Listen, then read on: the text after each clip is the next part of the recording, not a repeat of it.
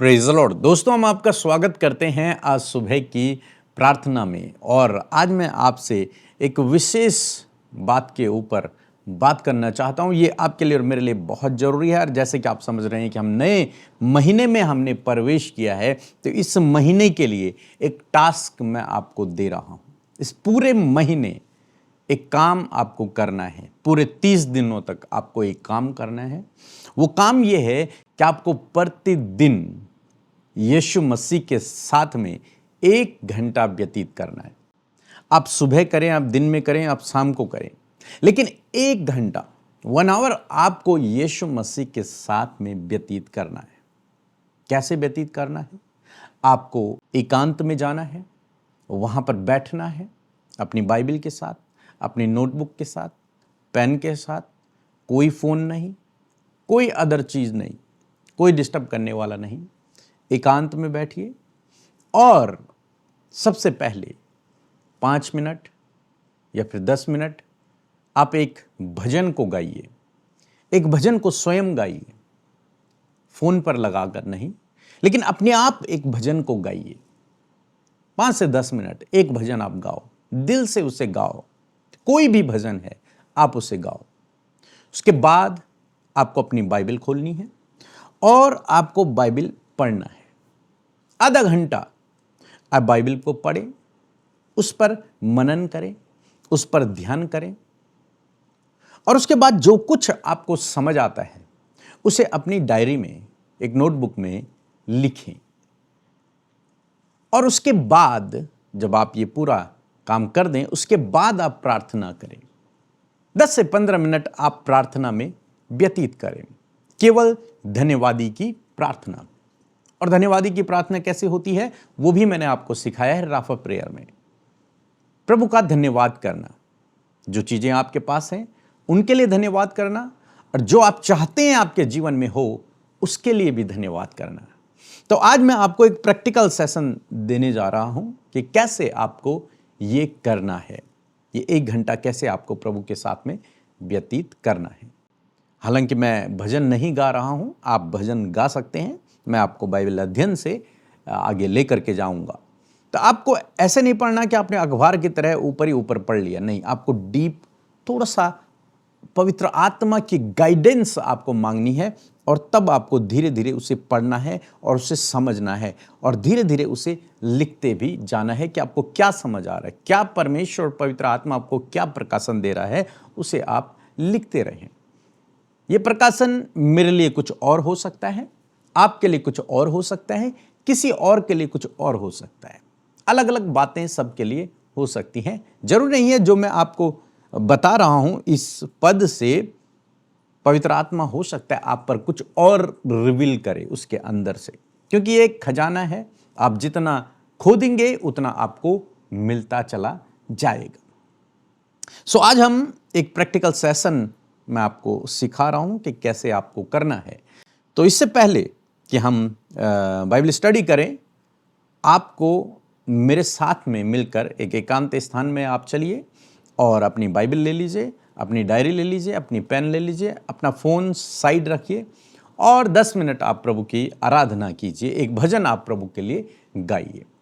Okay, इसके बाद मैं एक छोटी सी प्रार्थना कर रहा हूँ, फिर हम इस स्टडी में आगे जाएंगे। अपनी आंखों को बंद करें, अपने मन को शांत करें, एक छोटी सी प्रार्थना हम करेंगे। प्रभु यीशु मसीह, मैं आपका धन्यवाद करता हूँ जब आज से प्रभु हम सभी भाई बहन एक साथ मिलकर तेरे साथ में 1 घंटा व्यतीत करना चाहते हैं। 1 घंटा हम रोज तेरे साथ में बैठना चाहते हैं। तो प्रभु पवित्र आत्मा, आप हम सब की अगुवाई करें। जितने भी भाई बहनों ने ये इच्छा जताई है प्रभु कि वे 1 घंटा प्रभु के साथ में बैठेंगे, समय व्यतीत करेंगे, तो प्रभु आपसे प्रार्थना है उन सब की आप अगुवाई करें, पवित्र आत्मा की शक्ति और सामर्थ्य से भरें, और अपना प्रकाशन, अपना रेवोल्यूशन प्रभु आप उन पर प्रकट करें।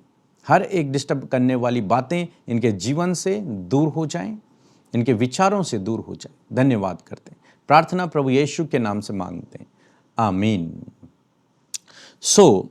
आप मेरे साथ में अपनी बाइबल निकालेंगे और मैं आज भजन संहिता की किताब उसका 55 अध्याय 55 चैप्टर में पढ़ रहा हूं। और आपको भी इसे धीरे धीरे पढ़ना है। आपके पास बाइबल है तो आप खोल लीजिए, अपनी डायरी भी साथ में खोल लीजिए और धीरे धीरे इसे पढ़ना हम शुरू करेंगे और कुछ बातों को हम सीखने की कोशिश करेंगे। भजनकार दाऊद इस भजन को लिख रहे हैं और लिखते हैं, हे परमेश्वर, मेरी प्रार्थना की ओर कान लगा और मेरी गिड़गिड़ाहट से मुंह न मोड़।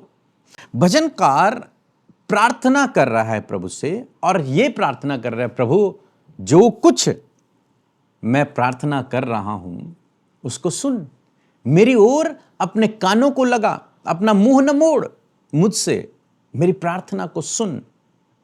यानी कि हो सकता है समय बीत गया हो, अब वो इस बात को कह रहा है कि प्रभु मेरी प्रार्थना को सुन, मैं संकट में हूं, मैं प्रॉब्लम में हूं, मेरी प्रार्थना को सुन। आगे जब 2 पद पढ़ेंगे तो लिखा है, मेरी ओर ध्यान देकर मुझे उत्तर दे। प्रभु मैं तेरा बेटा हूं, मेरी ओर ध्यान दे और जो कुछ मैं प्रार्थना कर रहा हूं उसका उत्तर मुझे दे। हम सभी लोग भी इस प्रकार से प्रार्थना करते हैं और लिखा है, मैं चिंता के मारे छटपटाता हूं और व्याकुल रहता हूं। यहां पर जैसी जैसी बातें आपको पढ़ने को मिल रही हैं, आप उन्हें अंडरलाइन भी कर सकते हैं और अपनी डायरी में भी लिख सकते हैं। यहां पर लिखा, पहली बात हमने देखा कि भजनकार प्रार्थना कर रहा है। क्या कर रहा है? प्रार्थना कर रहा है। तो आप प्रार्थना में अंडरलाइन कर सकते हैं या फिर अपनी डायरी में लिख सकते हैं। फिर लिखा है कि मेरी ओर ध्यान दे, मुझे उत्तर दे। लिखा है मैं चिंता के मारे, यानी कि भजनकार इस समय क्या कर रहा है? वो चिंता कर रहा है, बहुत से विषयों को लेकर वो चिंतित है, उसका मन व्याकुल है। लिख रहा है कि और व्याकुल रहता हूं, मैं चिंतित रहता हूं और मैं व्याकुल रहता हूं। इतनी अधिक चिंता है, लिखा है चिंता के मारे मैं छटपटाता हूं और व्याकुल रहता हूं, क्योंकि चिंता, मुझे बहुत अधिक चिंता हो रही है। और आज आप समाज में देखेंगे तो सबसे अधिक क्या है लोगों को प्रॉब्लम? चिंता।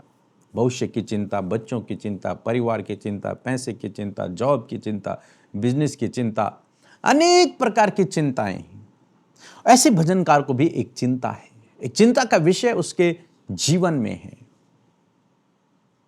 और वो कह रहा है इसके कारण मैं बहुत अधिक व्याकुल हूं। तो एक चिंता को आप अंडरलाइन कर लेंगे और एक व्याकुल को आप अंडरलाइन कर देंगे। मेरे पास समय नहीं है, नहीं तो मैं आपको डायरी में लिख के दिखाता, लेकिन आप जरूर से इसे करें। जब हम आगे पढ़ रहे हैं तो इसमें लिखा है कि 3 पद में, क्योंकि शत्रु कोलाहल और दुष्ट उपद्रव कर रहे हैं मेरे विरुद्ध में।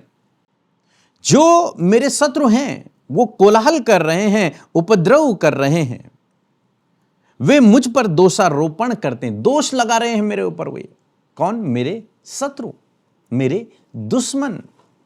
वो मुझ पर दोष लगा रहे हैं और क्रोध में आकर मुझे सताते हैं, मुझे परेशान कर रहे हैं, वे लोग मुझे सता रहे हैं।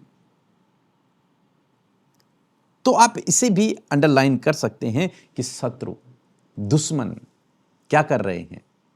मुझे सता रहे हैं और मेरे ऊपर दोष लगा रहे हैं। मैंने कुछ गलत नहीं किया। दोष मीन्स क्या होता है? किसी ने गलत नहीं किया, उस पर फिर भी आरोप लग रहा है, इसका मतलब दोषारोपण कर रहे हैं। आज भी आप अपने जीवन में, पर समाज में देखेंगे कि लोग कई बार दोषारोपण करते हैं। आपने कुछ नहीं किया लेकिन फिर भी लोग आप पर दोष लगाते हैं, फिर भी आपको लोग गलत समझते हैं और आपको सताते हैं। आपने अपनी लाइफ में भी देखा होगा और लोगों की लाइफ में भी आपने ऐसा होते हुए देखा होगा। फिर अगर 4 पद पढ़ेंगे तो लिखा है, मेरा मन भीतर ही भीतर संकट में है। अब मैं क्या करूं प्रभु? अंदर ही अंदर मेरा मन व्याकुल हो रखा है, चिंतित हो रखा, परेशान हो रखा, संकट में पड़ गया हूं मैं अंदर ही अंदर। बाहर कौन है? शत्रु हैं, वे मुझ पर दोष लगा रहे हैं। मैंने गलती नहीं की, वो मुझ पर दोष लगा रहे हैं, मुझे मारना चाहते हैं। लिखा है क्रोध करते हैं, मुझे सताते हैं वे लोग। अब मैं क्या हूं? अंदर ही अंदर संकट में पड़ा हूं और मृत्यु का भय मुझ में समा गया है। प्रभु मेरे अंदर मौत का डर वो घर कर गया, वो समा गया है मेरे अंदर। अब मुझे यूं समझ लीजिए कि अपने कमरे में भी मौत का डर नजर आ रहा है। क्यों? क्योंकि बाहर कौन है? शत्रु हैं, मुझे घात करने के लिए, मुझे मारने के लिए तैयार है। इसीलिए भजनकार क्या है? चिंतित है, भजनकार परेशान है, व्याकुल है। उसका मन अंदर ही अंदर संकट में है। कहता है कि मृत्यु का भय मेरे अंदर समा गया, एक डर उसके अंदर बैठ गया है। कई बार आपने अपनी लाइफ में देखा होगा, दूसरों के जीवन में देखा होगा कि एक डर अनेक प्रकार के होते हैं। कई बार क्या कि वो डर अंदर समा जाता है, बैठ जाता है वो डर, और बाहर निकलता ही नहीं है। आपने बहुत से लोगों के जीवन में ऐसा होते हुए देखा होगा कि जो लोग एक बार डर जाते हैं, फिर उनके अंदर वो डर बैठ जाता है। इसके अंदर भी वो डर बैठ गया, मृत्यु का डर। कहीं ये शत्रु, ये लोग मुझे जान से न मार दें, मेरे प्राणों को घात न कर दें। इसलिए वो डरा हुआ है, छिपा हुआ है, चिंतित है, परेशान है, व्याकुल है। क्या होगा, कैसे होगा, ये मुझे मार देंगे।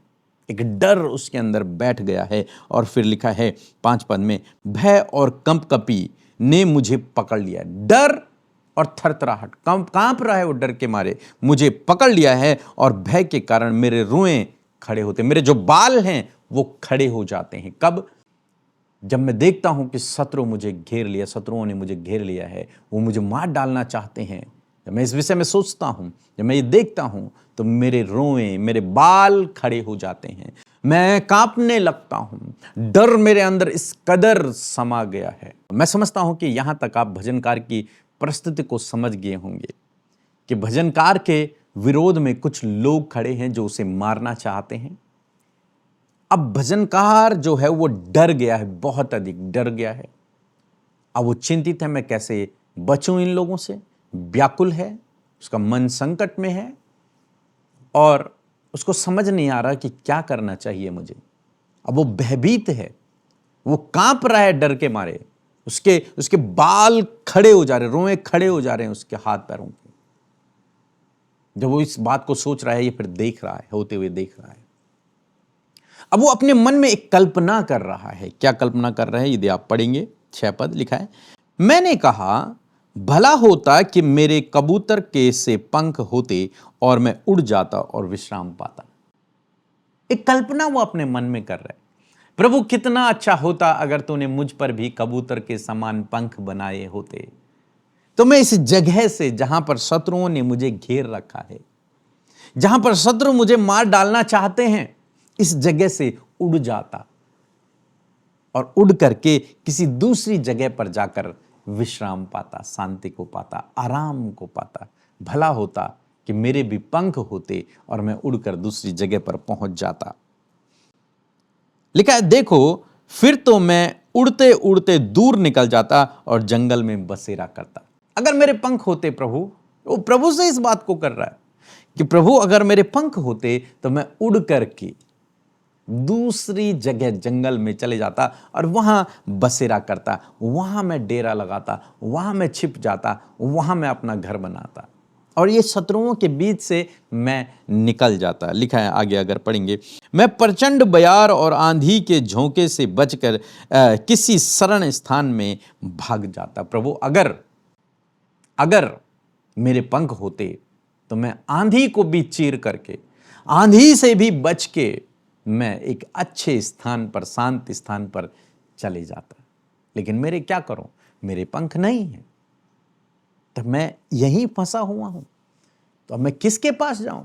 इसलिए वो प्रभु के पास गया है और प्रभु से कह रहा है, प्रभु मेरी प्रार्थना को सुन, मेरी ओर कान लगा, मेरी दुहाई को सुन। मैं समझ रहा हूं कि आप भी इन बातों को समझ रहे होंगे जो मैं आपको सिखाने की कोशिश कर रहा हूं। और जब आप अपनी बाइबिल को पढ़ेंगे तो आप धीरे धीरे अंडरलाइन भी करेंगे, वहां पर जो बात आपको समझ आ रही है उस पर अंडरलाइन करेंगे। एक बात मैं और आपको कहना चाहूँगा कि जब आप बाइबिल पढ़ेंगे तो आपको सबसे पहले एक काम करना है, वो ये है, ये जो पैसेज है जिसे हम पढ़ रहे हैं, भजन है, इसमें परमेश्वर के बारे में क्या लिखा हुआ है ये आपको देखना है, इसे आपको समझना है कि इसमें परमेश्वर के बारे में क्या लिखा है।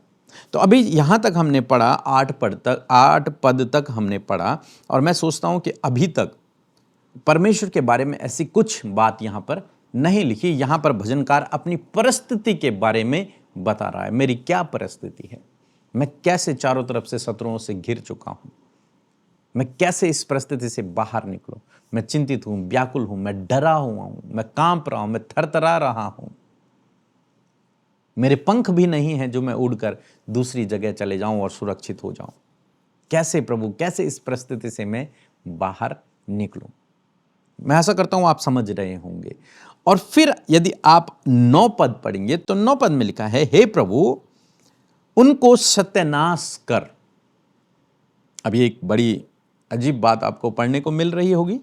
हे प्रभु उनका सत्यानाश कर और उनकी भाषा में गड़बड़ी डाल दे, क्योंकि मैंने नगर में उपद्रव और झगड़ा देखा है। वो कह रहा है, भजनकार कह रहा है, ये वो प्रार्थना कर रहा है कि प्रभु ये जो मेरे शत्रु हैं इन्हें नष्ट कर दे, इन्हें सत्यानाश कर दे।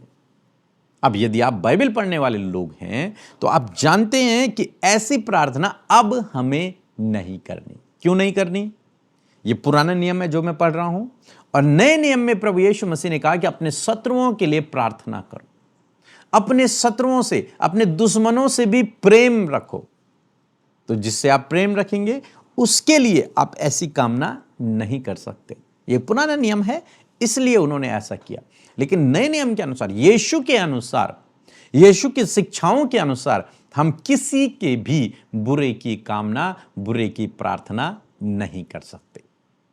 तो इन चीजों को समझना है। छोटी छोटी बातें जब आप डीपली पढ़ना शुरू करेंगे तो आपको समझ में आएगा कि हमें ऐसी प्रार्थना नहीं करनी है जैसे यहां पर भजनकार ने किया है कि हे प्रभु उनको सत्यानाश कर दे, उन्हें मार डाल, उनका नाश कर दे। नहीं, ये नहीं करना है हमको। तो इस पर भी आप अंडरलाइन करेंगे आपको क्या नहीं करना है। अगर आप ऐसा करते हैं तो ये पाप गिना जाएगा, ये पाप की श्रेणी में आएगा। क्यों? क्योंकि आपने यीशु मसीह की आज्ञा को तोड़ा और यीशु मसीह की आज्ञा के विरोध में आपने काम किया। तो कभी भी हो आप प्रार्थना कर रहे हैं, आपके कितने भी दुश्मन हैं, कितने भी शत्रु हैं, कितने भी लोग आपको सता रहे हैं, लेकिन कभी भी आपको उनके नुकसान की प्रार्थना नहीं करनी। बाइबल कहती है परमेश्वर का नाम व्यर्थ मत लेना। तो आपको ऐसा कभी नहीं करना। यीशु मसीह ने कहा अपने शत्रुओं से प्रेम करो, अपने सताने वालों के लिए प्रार्थना करो। ये आपको फॉलो करते हुए ऐसी प्रार्थना आपको नहीं करनी। ओके, 10 पद में यदि आप पढ़ेंगे तो लिखा है, रात दिन वे उसकी शहरपनाह पर चढ़कर चारों ओर घूमते हैं और उसके भीतर दुष्टता और उत्पात करते हैं। ये किसके विषय में बता रहा है? जो लोग उसके शत्रु हैं उनके विषय में बता रहा है भजनकार कि वो कितने दुष्ट हैं। वो रात दिन उनका दुष्टता का काम है, वो गलत ही करते हैं 24 घंटे। 11 पद में लिखा है, उसके भीतर दुष्टता ने बसेरा डाला है। किसके? उस व्यक्ति के अंदर दुष्टता ने बसेरा डाला है और अंधेर, अत्याचार और छल उसके चौक से दूर नहीं होते। मीन्स वो व्यक्ति हमेशा अंधेर करता है, लोगों पर अत्याचार करता है, छल करता है, गलत व्यक्ति है। टोटली वो क्या है? गलत व्यक्ति है। इसलिए भजनकार उससे कह रहा है कि इसका सत्यानाश कर दे प्रभु, इसे मार डाल। लेकिन हमें ऐसा नहीं करना, चाहे कोई व्यक्ति कितना भी बुरा क्यों नहीं हो, तब भी नहीं करना है। लिखा है 12 पद में, जो मेरी नाम धराई करता है वह मेरा शत्रु नहीं था। अब देखिए भजनकार कह रहा है आज जो मेरी नाम धराई कर रहा है, जो मुझे बदनाम कर रहा है, जो मेरे विरुद्ध में है, लेकिन पहले वो मेरा शत्रु नहीं था। तो क्या था पहले वो? लिखा है, नहीं तो मैं उसको सह लेता, जो मेरे विरुद्ध बड़ाई मारता है वह मेरा बैरी नहीं है, नहीं तो मैं उसे छिप जाता। यानी कि जो मेरे शत्रु हैं, भजनकार कह रहा है, जो मेरे शत्रु हैं, जो मेरे आज शत्रु बने हुए हैं, वो मेरे शत्रु नहीं थे पहले, वो मेरे दुश्मन नहीं थे पहले, बल्कि क्या थे वो? आगे लिखा 13 पद में, परंतु वह तो तू ही था जो मेरी बराबरी का मनुष्य, मेरा परम मित्र और मेरी जान पहचान का था। क्या कह रहा है भजनकार? भजनकार कह रहा है कि आज जो मेरे दुश्मन बने हुए हैं वो पहले मेरे दुश्मन नहीं थे, वो मेरे परम मित्र थे, मेरे सगे थे, मेरे जान पहचान वाले थे, मेरे परिवार के ही लोग थे। परम मित्र, मित्र भी नहीं, परम मित्र, बहुत घनिष्ठ मित्र था मेरा पहले वो, जो आज मुझे मार डालना चाहता है, जो आज मुझे मेरे शत्रु बने हुए हैं, जो मेरा मजाक बना रहे हैं, जो मुझे डरा रहे हैं, जो मुझे धमका रहे हैं, वे लोग पहले मेरे शत्रु नहीं थे, मेरे मित्र थे। आप भी अपनी लाइफ में देखेंगे, समाज में देखेंगे, तो अधिकतर लोग आपको ऐसे ही मिलेंगे। अपनी जान पहचान वाले ही आपके शत्रु हो जाते हैं। परिवार के ही लोग, भाई भाई का शत्रु हो जाता है, बहन बहन की शत्रु हो जाती है, माँ बाप बेटे के, बेटे माँ बाप का शत्रु हो जाता है, सास बहू के, बहू सास की दुश्मन हो जाती हैं, शत्रु हो जाते हैं। ये कोई पराये तो नहीं है, अपने हैं, जान पहचान वाले हैं, यानी कि परम मित्र हैं। कई बार दो दोस्त, घनिष्ठ दोस्त, कुछ ऐसा उनके बीच में हो गया कि वो शत्रु हो गए। तो भजनकार कह रहा है ये मेरे शत्रु नहीं थे पहले, ये तो मेरे मित्र थे, ये तो मेरी जान पहचान वाले थे, ये तो मेरे परिवार था, लेकिन अब ये मेरे क्या हो गए हैं, शत्रु हो गए हैं, मेरे विरुद्ध में ये काम कर रहे हैं। आपने कई बार अपनी लाइफ में भी इस घटना को होते हुए देखा होगा। पहले जो आपके मित्र थे, बहुत अच्छे संबंध जिनके साथ में थे, अचानक कुछ चीजें, कुछ मिसअंडरस्टैंडिंग हुई और अब वो आपके शत्रु हो गए। हमने भी अपनी लाइफ में देखा, बहुत सारे लोगों को ऐसे होते हुए देखा है। पहले मित्र थे, अब शत्रु हो गए। आपने कुछ गलती नहीं की, भजनकार वही तो कह रहे हैं, मुझ पर दोषारोपण कर रहे हैं, मैंने कोई गलती नहीं करी, दोष लगा रहे हैं मुझ पर, अब मेरे क्या हो गए हैं, वो शत्रु बन गए हैं, मेरी नाम धराई कर रहे हैं। अगर आप आगे पढ़ेंगे तो लिखा है, हम दोनों आपस में कैसे मीठी मीठी बातें करते थे। पहले, इससे पहले कि वो मेरा शत्रु बनता, उससे पहले हम दोनों मित्र थे। अब बहुत मीठी मीठी बातें, अच्छी अच्छी बातें हम दोनों किया करते थे। आगे लिखा है, हम भीड़ के साथ परमेश्वर के भवन को जाते थे। यानी कि वो व्यक्ति भी कौन है, परमेश्वर को जानने वाला व्यक्ति। अगर आज की बात करें तो विश्वासी हैं, दोनों प्रभु पर विश्वास करने वाले लोग हैं। लेकिन एक विश्वासी क्या हो गया, एक विश्वासी शत्रु बन गया दूसरे विश्वासी के। और आज आप ऐसा चर्चेज में, समाज में होते हुए देखेंगे। एक पास्टर दूसरे पास्टर का शत्रु बना हुआ है, एक विश्वासी दूसरे विश्वासी का शत्रु बना हुआ है, बिना किसी बात के। कई बार जलन, कई बार घमंड, कई बार मिसअंडरस्टैंडिंग के कारण दो मसीह भाई एक दूसरे के शत्रु बन जाते हैं। दो प्रभु का काम करने वाले एक दूसरे के शत्रु बन जाते हैं। और यहां पर ऐसी हुआ है, लिख रहा है, वो बड़ी मीठी मीठी बातें हम पहले किया करते थे और दोनों परमेश्वर के भवन जाया करते थे। लेकिन आज सब कुछ बदल गया है। आज वो मुझे मार डालने के लिए तैयार है, मेरा शत्रु वो बन चुका है। और इतना भयंकर शत्रु वो बना हुआ है कि भजनकार कह रहा है कि मैं डर रहा हूं, मैं कांप रहा हूं, मैं थरथरा रहा हूं, मेरे रोए खड़े हो जा रहे हैं। इतना डर उसके अंदर समा गया है अपने मित्र का। पहले मित्र था, अब शत्रु बन चुका है। विश्वासी हैं, प्रभु पर विश्वास करने वाले लोग हैं, लेकिन एक दूसरे के शत्रु हैं।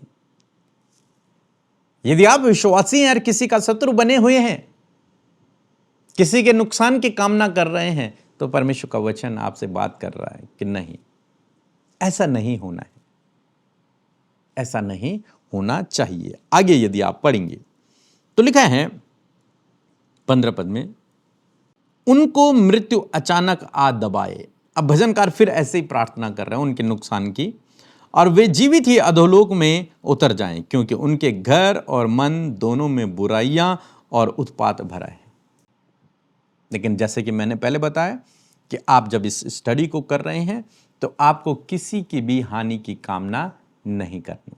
चाहे वो आपका दुश्मन है, चाहे वो आपको सता रहा है, आपको उसके भले की कामना की प्रार्थना करनी है। ओके, 16 पद यदि आप पढ़ेंगे तो लिखा है, परंतु मैं तो परमेश्वर को पुकारूंगा और यहोवा मुझे बचा लेगा।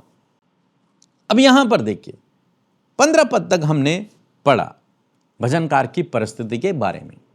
वो कह रहा है कि मैं बहुत डरा, वो प्रार्थना करने गया प्रभु के पास, और प्रभु से कह रहा है, प्रभु मैं बहुत डरा हुआ, मैं घबराया हुआ हूं। वो डर मेरे अंदर समा गया क्योंकि शत्रुओं ने मुझे घेर लिया है, वो मुझे मार डालना चाहते हैं। और वो शत्रु पहले मेरे शत्रु नहीं थे, वो मेरे मित्र थे, मेरे अपने लोग थे, मेरे जान पहचान वाले लोग थे, लेकिन अब वे मेरे शत्रु बन गए हैं, मुझ पर दोषारोपण कर रहे हैं, मुझे मार डालना चाहते हैं। काश मेरे पंख होते तो मैं उड़कर दूसरी जगह चला जाता, जंगल में कहीं बसेरा करता, कहीं इनसे दूर चला जाता, लेकिन मेरे पंख नहीं है, तो मैं क्या करूं? अब वो इस बात को कह रहा है, परंतु मैं तो परमेश्वर को पुकारूंगा, मैं तो परमेश्वर पर उसको पुकारूंगा, उससे प्रार्थना करूंगा। और तब लिखता है, यहोवा मुझे बचा लेगा। मैं उससे प्रार्थना करूंगा, यहोवा मुझे बचा लेगा। अब यहां पर जब आप इस वचन को पढ़ रहे हैं तो यहां पर परमेश्वर के विषय में लिखा है कि यहोवा मुझे बचा लेगा। यही मैं आपको सर्च करने के लिए कह रहा था, यही मैं आपको ढूंढने के लिए कह रहा था। जो भी पैसेज आप पढ़ रहे हैं उसमें देखना है आपको कि परमेश्वर के बारे में क्या लिखा है। तो क्या लिखा है कि परमेश्वर कौन है? बचाने वाला परमेश्वर है, प्रोटेक्ट करने वाला परमेश्वर है, शत्रुओं से बचाने वाला परमेश्वर, डिप्रेशन से छुड़ाने वाला है, इस भय से, इस डर से बचाने वाला है। लिखा है यहोवा मुझे बचा लेगा। अब ये यहां पर यदि हम पढ़ेंगे कि परंतु मैं तो परमेश्वर को पुकारूंगा, और जब वो परमेश्वर को पुकारेगा मीन्स परमेश्वर उत्तर देने वाला परमेश्वर है, इसीलिए तो पुकार रहा है, इसीलिए तो प्रार्थना कर रहा है, क्योंकि उस बात को जानता है कि मेरा प्रभु क्या करेगा, उत्तर देगा। आगे भी हमने पढ़ा कि उत्तर दे, मेरी प्रार्थना की ओर कान लगा। यानी कि हम परमेश्वर पर भरोसा कर रहे हैं, हमारा परमेश्वर जो है वो प्रोटेक्ट करता है, बचाता है और प्रार्थनाओं को सुनता है। तो ये दो बातें आप लिख सकते हैं परमेश्वर के बारे में। पहली बात क्या है कि हमारा परमेश्वर, इस 16 पद के अनुसार हमारा परमेश्वर हमें बचाने वाला है और हमारी प्रार्थनाओं का उत्तर देने वाला परमेश्वर है। 17 पद में देखेंगे, सांझ को, भोर को, दोपहर को, तीनों पहर मैं दुहाई दूंगा और कराहता रहूंगा और वह मेरा शब्द सुन लेगा। यहां पर भजनकार 3 बार प्रार्थना करने के विषय में बता रहे हैं, सुबह को भी, दोपहर को भी और शाम को भी। तीनों पहर मैं प्रार्थना करूंगा। मैं तो आपसे 1 घंटा केवल एक बार करने के लिए कह रहा हूं। भजनकार क्या कह रहा है? मैं तीनों टाइम, सुबह, दिन, शाम, तीनों टाइम मैं परमेश्वर को पुकारूंगा और वो मेरा शब्द सुनेगा, मेरी प्रार्थनाओं को सुनेगा, क्योंकि वह बचाने वाला परमेश्वर है, इसलिए वो इन शत्रुओं से मुझे बचा लेगा। और मैं आपसे कहूंगा, इसको भी अंडरलाइन करें, यदि आपके जीवन में कोई भी प्रॉब्लम है, किसी भी परिस्थिति से आप जूझ रहे हैं, तो भजनकार की तरह इस काम को करें। भजनकार एक मृत्यु के संकट में है, चारों तरफ से विरोधियों से घिरा हुआ है, उसके पास बचने का कोई रास्ता नहीं है। अब वो परमेश्वर के शरण में है, कह रहा है कि मैं तो केवल परमेश्वर को पुकारूंगा, दिन भी पुकारूंगा, रात भी पुकारूंगा, शाम भी पुकारूंगा, सुबह भी पुकारूंगा। मैं परमेश्वर को तीनों पहर पुकारूंगा और निश्चय वो मेरी बात को सुनेगा और मुझे इस संकट से बाहर निकालेगा, बचाएगा। ओके, तो ऐसे आपको भी करना है, तो परमेश्वर आपको भी हर एक संकट से बाहर निकालेगा। 18 पद में यदि आप पढ़ेंगे तो लिखा है, जो लड़ाई मेरे विरुद्ध मची है उससे उसने मुझे कुशल के साथ बचा लिया है। उन्होंने तो बहुतों को संग लेकर मेरा सामना किया था। मेरे जो शत्रु थे उनके साथ में बहुत से लोग थे जो मुझे मार डालना चाहते थे, लेकिन मेरे परमेश्वर ने क्या किया? मुझे बचा लिया। उन शत्रुओं से मेरे परमेश्वर ने मुझे बचा लिया। हालेलुया। परमेश्वर ऐसे ही आपको भी आपके शत्रुओं से, आपके सताने वालों से, आपकी विपरीत परिस्थितियों से, कुछ भी आपके जीवन में उस डर से, उस बीमारी से परमेश्वर आपको यूं ही बचाएगा। लेकिन आपको क्या करना होगा? परमेश्वर की करीबी में जाना होगा, जैसे भजनकार गया इन विपरीत परिस्थिति में। और मैं कह रहा हूं 1 घंटा प्रतिदिन प्रभु के साथ में व्यतीत करना शुरू करें, निश्चय आपको परमेश्वर इसी महीने ऐसे संकटों से छुड़ा देगा, बाहर निकाल देगा, बचा देगा।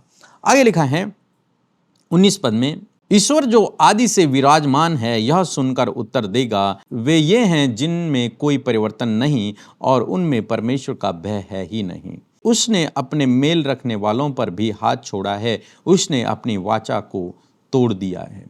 वो शत्रु के विषय में बता रहा है कि पहले वो मेरा मित्र था, हम मेल मिलाप से रहते हैं, लेकिन अब वो मुझे मार डालने के लिए तैयार है, उसने अपने वादों को तोड़ दिया है, उसके जीवन में कोई भी परिवर्तन नहीं है, वो परमेश्वर के डर भय में नहीं रहता। पहले क्या था, परमेश्वर के भवन जाया करता था, लेकिन अभी उसके लिए भजनकार कह रहा है कि इसके जीवन में परमेश्वर का डर भय है ही नहीं। ये जा तो रहा है भवन, लेकिन इसके जीवन में डर भय नहीं है, परिवर्तन नहीं है। यानी कि परिवर्तन होना बहुत आवश्यक है। जब आप परमेश्वर के भवन जा रहे हैं, आप अपने आप को एक आत्मिक व्यक्ति कहते हैं, तो जीवन में परिवर्तन होना जरूरी है। परिवर्तन मीन्स परमेश्वर की आज्ञा के अनुसार अपने जीवन को व्यतीत करना आवश्यक है। लिखा है आगे 21 पद में पढ़ रहा हूं, उसकी मुंह की बातें तो मक्खन सी चिकनी हैं, परंतु उसके मन में लड़ाई की बातें थी। उसके वचन तेल से अधिक नर्म तो थे, परंतु नंगी तलवारें थी। देखो, मुंह से तो मीठी मीठी चिकनी चिकनी मक्खन जैसी बातें कर रहा है, लेकिन क्या कह रहा है, उसके मन में क्या थी, लड़ाई थी, मन में कुछ और भरा हुआ था। लिखा है उसके जो वचन थे वो तो बहुत सुंदर थे, लेकिन हाथों में क्या थी, नंगी तलवारें थी। सामने पे कुछ और था और पीठ पीछे कुछ और था। जब मेरे साथ में मेरा मित्र था तब तो बहुत अच्छी मीठी मीठी बातें किया करता था, मक्खन जैसी बातें थी उसकी, लेकिन मन में उसके क्या भरा था, लड़ाई भरी थी, विरोध भरा था। हाथों में क्या थी, तलवारें थी। आप अपने जीवन में ऐसे लोगों को देखते होंगे जो आपसे सामने पे मीठी मीठी बातें करते हैं, लेकिन पीठ पीछे आपकी चुगली करते हैं, आपके बारे में विरोध की बातें करते हैं, आपके साथ में लड़ाई झगड़ा करना चाहते हैं, और सामने पे मीठी मीठी बातें। ऐसी भजनकार के साथ में हुआ है। लिखा है 22 पद में, अपना बोझ यहोवा पर डाल दे, वह तुझे संभाल लेगा, वह धर्मी को कभी टलने नहीं देता। यह परमेश्वर का वादा है आज सुबह में आपके लिए कि अपना बोझ यहोवा पर डाल दे, वह तुझे संभाल लेगा, वो तेरी केयर कर लेगा। यह भी परमेश्वर के बारे में एक पॉइंट हम लिख लेंगे कि परमेश्वर संभालने वाला परमेश्वर है। वो अपने धर्मी जन को टलने नहीं देता, उसे वो संभाल लेता है, उसे फिसलने नहीं देता, उसे बहने नहीं देता वो बाढ़ में, उसे वो संभाल लेता है। जैसे भजनकार को संभाल लिया, इतने बड़े संकट से परमेश्वर ने उसे बाहर निकाल दिया, उसे बचा लिया। ऐसे ही प्रभु आपसे मुझसे हम सबसे कहता है कि अपना बोझ, जिस बोझ से होकर तू जा रहा है आज, जिस संकट में तू पड़ा हुआ है आज, जिस प्रॉब्लम में तू आज है, उसे यहोवा पर छोड़ दे, यहोवा पर डाल दे, वह तुझे संभाल लेगा, क्योंकि वो धर्मी को कभी टलने नहीं देता। इसे आप अंडरलाइन कर सकते हैं, या परमेश्वर का वादा है आपके लिए। यदि आप अपना बोझ उस पर डाल देते हैं, अपनी जीवन की चिंताओं को परमेश्वर पर छोड़ देते हैं और उससे प्रार्थना करते हैं, उस पर भरोसा रखते हैं, तो वो आपको संभाल लेगा, वो आपको बचा लेगा, वो आपको टलने नहीं देगा, वो आपको फिसलने नहीं देगा। आखिरी पद लिखा है, परंतु हे परमेश्वर, तू उन लोगों को विनाश के गड्ढे में गिरा देगा, हत्यारे और छली मनुष्य अपनी आधी आयु तक भी जीवित न रहेंगे, परंतु मैं तो तुझ पर भरोसा रखूंगा। वो फिर उन विरोधियों के लिए बात करता है, उनके बुरे की कामना करता है, बुरे की प्रार्थना करता है, लेकिन ऐसा हमें नहीं करना, क्योंकि हम यीशु मसीह पर भरोसा करने वाले लोग हैं। मैं आशा करता हूं इस अध्याय को, इस भजन को आप समझे होंगे डीपली। कुछ बातें जो मैंने कहा था कि जब आप इसे पढ़ रहे हैं तो आपको परमेश्वर के बारे में कुछ बातें समझनी है, लिखनी है। पहली बात, परमेश्वर बचाने वाला परमेश्वर है। दूसरी बात, परमेश्वर प्रार्थनाओं का उत्तर देने वाला परमेश्वर है। तीसरी बात, वो अपने धर्मी जन को संभाल लेगा, उसे टलने नहीं देगा। ये तीन बातें परमेश्वर के बारे में इस भजन से मैंने सीखी और मैंने इन्हें अंडरलाइन किया, अपनी डायरी में मैंने इन्हें लिख दिया है कि मैं जिस परमेश्वर पे भरोसा करता हूँ वो प्रार्थनाओं को सुनता है, इसलिए मैं उससे प्रार्थना करूँगा। वह बचाता है, अपने लोगों को संकट से बचाता है, दुश्मनों से बचाता है, हर एक खतरे से बचाता है। तीसरी बात कि वह अपने धर्मी जन को टलने नहीं देगा, उसे संभाल लेगा। तो इसी प्रकार से जब आप कल 1 घंटा प्रभु के साथ में व्यतीत करेंगे तो आपको ऐसे ही पढ़ना है। आप और डीप पढ़ सकते हैं, मैं तो सिखा रहा हूं इसलिए ऐसे पढ़ दिया मैंने। आप अध्ययन करेंगे, आप उस पर मनन करेंगे, ध्यान लगाएंगे उस पर। ऐसा लिखा तो क्यों लिखा है, ऐसा लिखा तो क्यों लिखा है, इसका क्या मतलब हो सकता है? पवित्र आत्मा आपको गाइड करेगी। आप देखेंगे कि भजनकार ने अपनी परिस्थिति का बखान यहां पर किया, अपनी परिस्थिति के बारे में बयान, अपनी परिस्थिति को बयान उसने किया, अपनी परिस्थिति के बारे में बताया, मैं कैसे संकट में हूं प्रभु, कैसी प्रॉब्लम में मैं पड़ा हूं, लेकिन मेरा भरोसा तुझ पर है, आप मुझे इस परिस्थिति से बाहर निकालेंगे। हो सकता है आज अपने जीवन में आप परिस्थितियों से घिरे हों, संकट से घिरे हों, भजनकार की तरह अपना भरोसा प्रभु पर रखें, उससे प्रार्थना करते रहें, उसके साथ में समय व्यतीत करें। वो बचाने वाला है, वो छुड़ाने वाला है, वो प्रार्थना का उत्तर देने वाला है, वो अपने धर्मी जन को संभालने वाला है, वो आपको संभालेगा, आपको बचाएगा। इसलिए आज सुबह में मैं आपको उत्साहित करना चाहूँगा। और यहाँ पर एक और बात विशेष हमें सीखने को मिली है कि हमें लड़ाई नहीं करनी, एक दूसरे से फाइट नहीं करना है। दोनों विश्वासी हैं, दोनों अच्छे लोग हैं, एक दूसरे की बुरे की कामना नहीं करनी, भले की कामना करनी है, उनके लिए प्रार्थना करनी। सो मैं आशा करता हूँ आप समझ गए होंगे। इसके बाद हमें क्या करना है, इसके बाद हमें प्रार्थना करना है। ऐसे उठ के चले नहीं जाना आपको यहाँ से, आपको धन्यवाद करना है प्रभु का। प्रभु तेरा धन्यवाद हो, आप बचाने वाले प्रभु हैं। प्रभु तेरा धन्यवाद हो, आप छुड़ाने वाले हैं, आप प्रार्थना का उत्तर देने वाले परमेश्वर हैं। मैंने आज सीखा इन बातों को। ये आप प्रभु से कहेंगे, प्रभु तेरा धन्यवाद हो, मैं इस विपरीत समय से गुजर रहा हूँ, लेकिन मेरा भरोसा आप पर है और मुझे विश्वास है कि आप मुझे छुड़ाएंगे, मुझे विश्वास है कि आप मुझे संभाल लेंगे। इस प्रकार से आप 5 से 10 मिनट प्रार्थना कीजिए, निश्चय प्रभु आपके जीवन में काम करेंगे। भजनकार की तरह प्रभु आपको भी छुड़ाएंगे। सो प्रभु आपको आशीष दे। एक छोटी सी गवाही हम सुनते हैं, फिर हम आपके लिए प्रार्थना करेंगे। कोटि कोटि में धन्यवाद करती हूँ मेरा पूरा फैमिली की तरफ से। और मेरा गवाही ये है कि मेरी बेटी 1.5 महीने से स्कूल नहीं जा रही थी, बहुत परेशान थे हम लोग, मेरे हस्बैंड भी, हम भी, और न मेरी बातें सुन रही थी। और मेरी बेटी से जब से मैं प्रार्थना करवाई सिस्टर जी से, तो मेरी बेटी स्कूल जाने लगी। पूरा आज करवाई प्रार्थना, कल से जाने लगी। और मेरा इतना बड़ा गवाही है और मैं बहुत खुश हूँ। और मेरा जो भी काम होता है प्रार्थना करवाती, मेरे सब काम पूरे होते हैं। और मैं सुबह से प्रार्थना सुनती हूँ और मैं कोटि कोटि प्रभु को धन्यवाद करती हूँ। आइए मिलकर हम प्रार्थना करें। मैं आशा करती हूँ कि आपने बहुत अच्छे से परमेश्वर के वचन को सीखा। अब ये समय है कि हम प्रार्थना करके परमेश्वर के सम्मुख आएं। आइए मिलकर प्रार्थना करें। धन्यवाद धन्यवाद धन्यवाद करते हैं प्यारे पिता, हम आपका आदर सम्मान, आपकी तारीफ करते हैं। धन्यवाद करते हैं आज की खूबसूरत सुबह के लिए जो आपने हम सबको दिखाई है पिता। रात भर पिता आपने हम सबको संभाला, सुरक्षित रखा, सहायता मदद किया प्रभु। बहुत सारे लोग प्रभु कल रात प्रभु बीमारियों में, दर्द तकलीफ में प्रभु जी, चिंताओं में, परेशानियों में और बहुत सी समस्याओं में रहे, परंतु पिता तू उनके साथ में रहा, तूने उन्हें संभाला। हम तेरा धन्यवाद करते हैं। और आज का नया दिन प्रभु तूने दिया है, जिस नए दिन में प्रभु जी बहुत सारी बातें प्रभु जी आप आपके लोगों के जीवन में पूरा करने जा रहे हैं, आप उन्हें संभालने जा रहे हैं, आप उन्हें प्रोटेक्ट करने जा रहे हैं प्रभु। आप अद्भुत कार्यों को प्रभु आज के दिन में करने जा रहे हैं। इस बात के लिए हम आपका धन्यवाद करते हैं। हम धन्यवाद करते हैं परमेश्वर, हम धन्यवाद करते हैं, अब आपको प्रेज करते हैं प्रभु। आज की सुबह में प्रभु सच में मेरे पिता आपकी पाक हुजूरी के लिए, आपकी उपस्थिति के लिए हम आपका धन्यवाद करते हैं। जितने भी लोग प्रार्थना का हिस्सा बने हैं प्रभु, जितने भी लोग प्रार्थना में शामिल हैं प्रभु, मेरे खुदावन हर एक को नामो नाम आशीष दे, उनके परिवारों को, उनकी फैमिली को पिता आप आशीष दे प्यारे प्रभु जी। धन्यवाद करते प्यारे प्रभु जी, हर एक नेगेटिविटी को, डाइवर्ट करने वाली बातों को यीशु के नाम में हम कैंसिल आउट करते हैं, हम उन्हें दूर करते हैं यीशु के नाम में प्रभु। हर एक का ध्यान सिर्फ और सिर्फ तेरी ओर हो, हर एक के विचार तुझसे कनेक्ट हो। पवित्र आत्मा डिस्टर्बेंस क्रिएट करने वाली बातों को इसी वक्त हम दूर करते हैं। होली स्पिरिट आप कंट्रोल करें। थैंक यू फादर, धन्यवाद करते प्यारे परमेश्वर।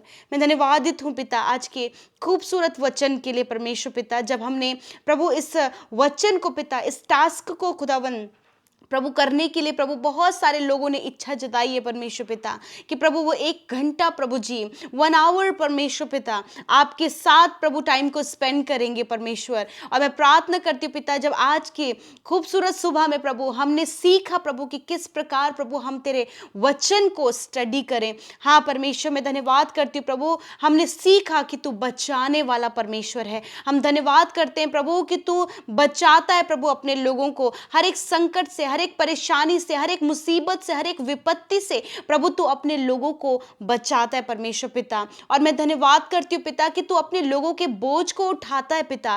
मैं धन्यवाद करती हूँ प्रभु कि तू धर्मी को कभी टलने नहीं देता, तू सत्यानाश के गड्ढे से उन्हें बाहर निकालता है, तू प्रभु शत्रु से, विरोधी से उन्हें बाहर निकालता है। मैं प्रार्थना करती हूँ प्यारे परमेश्वर कि आज हर एक व्यक्ति के ऊपर पवित्र आत्मा आप कब्जा करें प्रभु। जब आज वचन को हमने देखा प्रभु कि भजनकार दाऊद बहुत सी बातों को प्रभु उस प्रार्थना में पिता प्रभु जी कह रहे थे, और पिता हमने इस बात को सीखा कि भजनकार ने प्रार्थना किया, भजनकार ने पिता प्रभु तुझे प्रभु जी बचाने वाले के रूप में परमेश्वर पिता देखा कि तू छुड़ाता है, तू बचाता है। प्रभु मैं धन्यवाद करती हूँ कि तू अपने लोगों को बचाता है पिता, तू उनकी रक्षा करता है प्रभु, तू प्रभु उन्हें छुड़ाता है, उनके बोझ को उठाता है पिता परमेश्वर। हम धन्यवाद करते प्यारे प्रभु जी, हम धन्यवाद करते प्रभु जी कि आज जितने लोगों ने पिता परमेश्वर इस वचन को सुना है प्रभु आप उनके बचाने वाले हैं। मैं धन्यवाद करती हूँ आप उनके परिवार में हर एक व्यक्ति को बचाने वाले हैं, आप उनके हर एक बोझ को उठाने वाले परमेश्वर है प्रभु, आप उन्हें कभी टलने नहीं देंगे प्रभु। हम आपका धन्यवाद करते पिता, धन्यवाद करते प्रभु तेरे गुणों के लिए प्रभु जी, जो गुण प्रभु तेरे अंदर है प्रभु कि तू बचाता है, तू धर्मी को कभी टलने नहीं देता प्रभु, तू उनके बोझ को उठाता है परमेश्वर। मैं धन्यवाद करती हूँ प्यारे प्रभु जी। प्रभु आज जितने लोग पिता परमेश्वर प्रभु जी प्रभु इस प्रभु अध्याय को पिता परमेश्वर उन्होंने स्टडी किया प्रभु, और जिस प्रकार प्रभु भजनकार पिता परमेश्वर प्रभु जी दोषारोपण से पिता और क्रोध वाली बातों से पिता परमेश्वर वो सारी बातें प्रभु जो उसने बताई प्रभु, यदि आज प्रभु तेरे लोगों के अंदर प्रभु दोष लगाने वाला कैरेक्टर है परमेश्वर पिता, यदि प्रभु उनके गुस्सा आता है परमेश्वर, छल की बातें पिता परमेश्वर, तो यीशु के नाम में हम उन बातों को कैंसिल करते प्यारे परमेश्वर पिता। प्यारे प्रभु जी हर एक जो गलत तरीके से प्रार्थना करना है पिता, वो सारी बातें यीशु के नाम में आपके लोगों के जीवन से चली जाए प्रभु। जिस प्रकार भजनकार ने ये प्रार्थना किया कि उसके शत्रुओं का अंत हो जाए प्रभु, ऐसी प्रार्थना परमेश्वर प्रभु तेरे बेटे और बेटियां ना करे परमेश्वर, वरन प्रभु जैसे तूने सिखाया है कि अपने शत्रुओं से प्रेम करो और उनके लिए प्रार्थना करो। मैं प्रार्थना करती हूँ यदि आज कोई भी इनके अगेंस्ट में है, कोई भी इनके विरोध में है पिता, मैं प्रार्थना करती हूँ पिता कि आज आपने सिखाया कि आप पिता परमेश्वर अपने लोगों को पिता परमेश्वर अपने दुश्मनों के लिए भी प्रार्थना करना सिखाते परमेश्वर। आज आपके लोग प्रभु दुश्मनों के लिए भी प्रार्थना करने पाए पिता। प्रभु आज मैं प्रार्थना करती हूँ प्रभु जो भी बातें परमेश्वर प्रभु जी गलत हैं प्रभु आपके लोगों के अंदर पाई जाती हैं प्रभु यीशु मसीह नासरी के नाम में, वो क्रोध, दोष लगाने वाला कैरेक्टर, चुगली करने वाला कैरेक्टर, हर प्रकार के गलत बातों को सोचने वाला कैरेक्टर यीशु के नाम में आपके लोगों के जीवन से चला जाए। आप उन्हें पाक साफ करें, आप उन्हें शुद्ध करें, आप उनके लाइफ को प्रभु चेंज करें परमेश्वर। मैं धन्यवाद करती हूँ प्यारे प्रभु जी। आज प्रभु जो कुछ भी प्रभु तेरे वचन से प्रभु तेरे लोगों ने सीखा प्रभु उसे अप्लाई करने में आप मदद करें परमेश्वर पिता। एक एक बात को पिता, जो आज बातें उन्होंने अंडरलाइन की हैं पिता, जो बातें उन्हें समझ आई हैं प्रभु, यदि कोई भी प्रकाशन आपने उन पर रिवील किया पिता, मैं धन्यवाद करती हूँ कि इस वचन से प्रभु आपने बहुत कुछ अपने लोगों को सिखाया परमेश्वर। मैं धन्यवाद करती हूँ आज जितने लोग पिता समस्या में, परेशानियों में, दुखों में और ऐसी परिस्थितियों से घिरे जैसे कि भजनकार प्रभु जिन परिस्थितियों से घिरा था प्रभु, जो लोग इनके मित्र थे आज उनके शत्रु बन गए पिता। आज प्रभु जो लोग प्रभु इनके साथ बैठकर मीठी मीठी बातें करते थे आज वही प्रभु इनकी जड़ काटने पर तुले हैं प्रभु। आज मैं प्रार्थना करती हूँ परमेश्वर प्रभु यदि आज ऐसी परिस्थितियां हैं यीशु के नाम में प्रभु जी खुदावन मैं प्रार्थना करती हूँ पिता कि इनकी परिस्थितियां बदल जाएं पिता। वो विरोधी प्रभु जी जो इनके अगेंस्ट में प्रभु आप उनके मनों को बदले परमेश्वर पिता। जो इनके लिए गलत बातों को बोलते उनके मनों को आप बदले परमेश्वर पिता। प्रभु अपने लोगों को प्रोटेक्ट कर पिता, उन गलत लोगों से प्रभु, उन मीठी बात करने वालों से पिता, उन शत्रुओं से प्रभु जो मित्रता का व्यवहार करते परंतु प्रभु प्रभु पीठ पीछे प्रभु शत्रु बने हुए प्रभु, ऐसे लोगों से परमेश्वर अपने लोगों को बचा मेरे खुदावन। धन्यवाद करते हैं पिता, आज हर प्रकार की फैमिली प्रॉब्लम यीशु के नाम में इनके जीवन से चली जाए, फाइनेंशियल प्रॉब्लम यीशु के नाम में इनके जीवन से चला जाए, हर प्रकार का कर्जा इनके जीवन से चली जाए यीशु के नाम में। मैं प्रार्थना करती हूँ यदि कोई भी समस्या का सामना प्रभु तेरे लोग कर रहे हैं प्रभु, इस सुबह के समय प्रभु हर एक समस्या का सल्यूशन पिता आपके लोगों को मिले पिता। आज जितने भी लोग बीमार हैं वो अपनी बीमारी की जगह पर हाथ रखें प्रभु यीशु के नाम में। मैं इसी वक्त पिता हर एक रोग, हर एक बीमारी, हर एक तकलीफ को यीशु के नाम में कमांड करती हूँ कि इनके शरीर को छोड़कर, इनकी हड्डियों को छोड़कर, मांसपेशियों को छोड़कर, अंदरूनी इंटरनल ऑर्गन्स को छोड़कर जाओ यीशु के नाम में। इसी वक्त हम इनके हार्ट को चंगा होने की आज्ञा देते हैं, इनके लंग्स को, इनकी किडनी को, इनके ब्रेस्ट को प्रभु हम चंगा होने की आज्ञा देते हैं, लिवर को चंगा होने की आज्ञा देते हैं, इंटेस्टाइन को चंगा होने की आज्ञा देते हैं, स्टमक को चंगा होने की आज्ञा देते हैं, किडनी को चंगा होने की आज्ञा देते हैं। हर प्रकार की रसोली यीशु के नाम में नष्ट हो, गांठें यीशु के नाम में नष्ट हो, अर्थराइटिस की प्रॉब्लम नष्ट हो, साइनस की प्रॉब्लम, सर्वाइकल की प्रॉब्लम, हड्डियों की प्रॉब्लम नष्ट हो यीशु के नाम में, कैंसर नष्ट हो, ट्यूमर नष्ट हो, पैरालाइज नष्ट हो यीशु के नाम में। मैं कमांड करती हूँ हर एक रोग इसी वक्त इन भाई बहनों के शरीर से नष्ट हो, शुगर बीपी की बीमारी नष्ट हो यीशु के नाम में, थायराइड की बीमारी नष्ट हो यीशु के नाम में, स्किन डिजीज नष्ट हो यीशु के नाम में, यूरिन इन्फेक्शन नष्ट हो, ब्लड इन्फेक्शन नष्ट हो, यूरिक एसिड की प्रॉब्लम नष्ट हो यीशु के नाम में, हाथ पैरों में स्वेलिंग नष्ट हो यीशु के नाम में, शरीर में हर एक इचिंग और एलर्जी नष्ट हो यीशु के नाम में, दौरे पड़ने की बीमारी नष्ट हो यीशु के नाम में, सफेद दाग की बीमारी नष्ट हो यीशु के नाम में, सर दर्द की बीमारी नष्ट हो यीशु के नाम में, जॉन्डिस, टाइफाइड नष्ट हो यीशु के नाम में। प्यारे प्रभु इसी वक्त हर एक रोग को पिता मैं नष्ट होने की आज्ञा देती हूँ in the name of Jesus, क्योंकि तू बचाने वाला परमेश्वर है। धन्यवाद पिता कि आपने अपने लोगों को छुआ और चंगा किया। मैं धन्यवाद करती हूँ प्रभु कि आपने अपने लोगों को बना कर रखा पिता, आपने आपके लोगों को वचन अध्ययन करने में सहायता किया, वचन से बहुत सी बातों को सीखने में सहायता किया, वचन की गहराई में उतरने में आपने उनकी सहायता किया। मैं धन्यवाद करती हूँ आज का दिन प्रभु जब आपके लोग घर से बाहर निकलते, आपकी प्रोटेक्शन प्रभु आपके लोगों के साथ में हो, उनके काम प्रभु यीशु के नाम में सफल हो, हर एक दुर्घटना, खतरे, मुसीबतों से आज के दिन में प्रोटेक्ट करें। मैं प्रार्थना करती हूँ प्रभु आप आपके लोगों के संग संग चले परमेश्वर पिता, ऊंची ऊंची भूमि को चौरस करे परमेश्वर। प्रार्थना है प्रभु जी आज जितने भी लोग पिता परमेश्वर प्रभु जिनका आज जन्मदिन है प्रभु उनके लिए प्रार्थना करते हैं, धन्यवाद देते प्रभु आपने एक नया वर्ष उनके जीवन में दिया, आप दीर्घ आयु से उन्हें तृप्त करें परमेश्वर पिता। प्यारे प्रभु जी जिस प्रकार प्यारे प्रभु आपने मेरे परमेश्वर पिता इसहाक को ब्लेस किया प्रभु जी, उसी प्रकार इन भाई बहनों को जिनका आज बर्थडे है उन्हें आप ब्लेस करें परमेश्वर। जब प्रभु किसी भी काम पर वो हाथ लगाएं प्रभु वो काम यीशु के नाम में सफल होने पाए पिता। प्रभु आप विश्वास योग्यता को दें प्रभु, आप फेथफुलनेस को इनके जीवन में दें, आपके उपस्थिति में ये चल सके प्रभु। विशेषकर जिनके आने वाले समय में मैरिज है प्रभु, उन मैरिज में प्रभु हम आपको इन्वाइट करते हैं और कहते प्रभु सारे इंतजाम आपके महिमा में धन से पूरे हों। जिन भाई बहनों का कोई रिश्ता नहीं हो पा रहा प्रभु आप बेस्ट लाइफ पार्टनर देकर ब्लेस करें, जिन बहनों की कोई संतान नहीं उन्हें संतान देकर ब्लेस करें प्रभु। धन्यवाद करते हैं आज जितनी प्रार्थना विनती है यूट्यूब कमेंट्स में आई है प्रभु उन्हें आपके आगे रखते हैं। धन्यवाद करते कि आपने सुना उत्तर हाँ आमीन में दिया। धन्यवाद करते हम सब बातों के लिए तुझे धन्यवाद करते हैं, जिन्होंने बोया उन्हें मल्टीप्लाई करे, जो आपके राज्य को बढ़ा रहे हैं प्रभु उन्हें आप बढ़ाएं मेरे खुदावन, और हर एक व्यक्ति प्रभु जो आज प्रार्थना कर रहा है प्रभु उसकी प्रार्थना का उत्तर दें। धन्यवाद करते प्रभु जी, हम सब कुछ तेरे हाथों में सौंपते हैं, प्रार्थना यीशु के नाम में मांगते हैं, सुने और ग्रहण करें। आमीन आमीन और आमीन।